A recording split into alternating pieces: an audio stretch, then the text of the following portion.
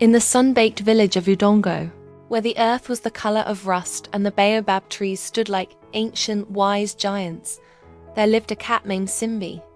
Simbi was sleek, with fur the shade of a stormy sky, and eyes like polished amber. She was a perfect mouser, a graceful leaper, and the undisputed queen of the thatched rooftops. But Simbi had one scandalous, uncat-like secret. She hated milk. It was a profound, shuddering disgust. Whenever old Mama Nkechi would set out a calabash bowl of fresh, creamy goat's milk for her, Simbi would lift her nose, twitch her whiskers in offense, and stalk away as if insulted. "Cha, this cat is not right in the head," Mama Nkechi would cluck. The village children would try to coax her. But all cats love milk, little leopard. They'd pour a little on a stone. Simbi would give it a perfunctory sniff, then turn to meticulously clean a paw. Her message clear: "This is beneath me." The other animals were baffled. Tumbili the monkey chattered with laughter from the mango tree. "Perhaps she thinks she's a dog." Binti the nanny goat, whose milk it was, felt personally slighted. "It is the sweetest milk in the valley." She has no taste. Simbi didn't care. Her palate was more sophisticated.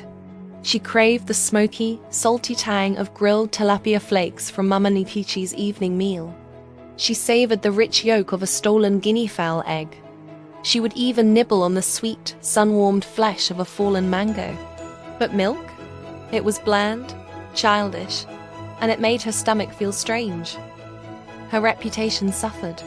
She was called the odd one, the fish cat, and worse, the broken pot, for a pot that refuses milk is useless.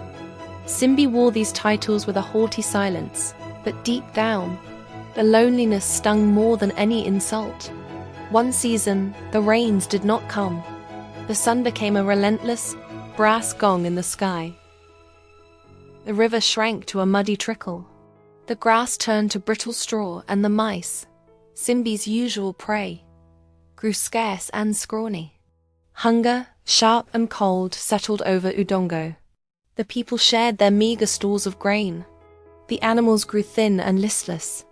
Binti the goat gave less and less milk, and every precious drop was saved for the village's babies and youngest children.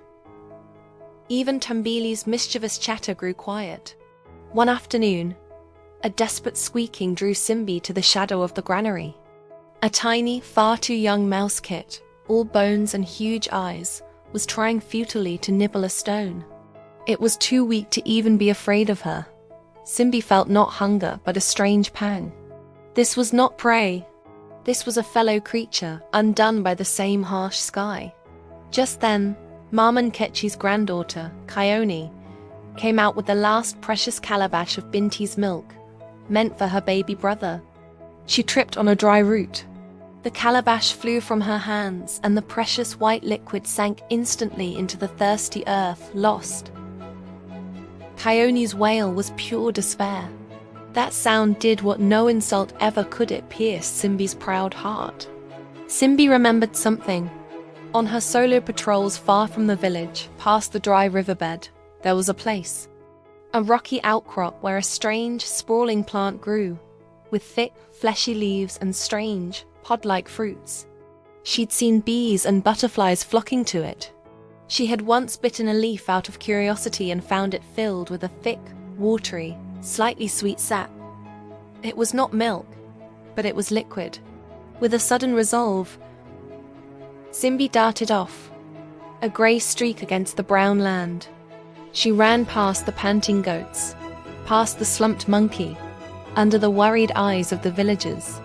She reached the outcrop and found the plant, still green, hoarding moisture in its succulent leaves. She clawed at the base of a large leaf stem until the clear sap welled up. But how to carry it? She was a cat, not a calabash. Ingenuity sparked. She raced back to the village, to the rubbish heap, and found a large, empty snail shell. Carefully, she nudged it with her nose until it was clean. Then she ran back to the plant, letting the sap drip slowly into the curved shell. It was painstaking work. The sun beat down. Her tongue was dry as dust. But she thought of Kyone's wail, of the baby's cry, of the weak mouse kit. Hours later, as the sun began to bleed into the horizon, Simbi returned. She moved slowly, carefully, the snail shell held delicately in her jaws, filled to the brim with clear, life-giving sap. She went straight to where Kyone sat weeping, and placed the shell gently at her feet. Kyone stared. "Simbi, what?" Mama Nkechi hobbled over, peered at the liquid, then dipped a finger and tasted it. Her eyes widened. "It is water, sweet water from a plant." She quickly mixed a little of the precious sap with the last bit of grain powder and fed it to the baby, who stopped crying and drank greedily. Word spread. "The odd cat has found water." Simbi, exhausted but triumphant, led Mama Nkechi and the strongest villagers back to the outcrop. They discovered a whole patch of the succulent plants, a secret reservoir in the desert. It was not enough for everyone to drink their fill, but mixed with what they had, it was life. The drought eventually broke, but even when the rains returned, and Binti's milk flowed rich and creamy again, no one ever offered a bowl to Simbi. They understood now. They brought her offerings fit for a heroine. The crispest fish skin, the choicest bit of roasted meat, the first ripe berry from the bush. And Tumbili the monkey, in a gesture of deepest respect, would sometimes bring her a piece of honeycomb, sticky and golden. Simbi would accept these gifts with a slow blink of her amber eyes. She was no longer the odd one or the broken pot. She was Simbi, the cat who hated milk, the one whose unique taste had led her to find the water that saved the village. And as she sat on her favorite rooftop, watching the thriving life below, she thought that her peculiar dislike was not a flaw, but a compass. It had pointed her away from the ordinary and towards exactly what was needed.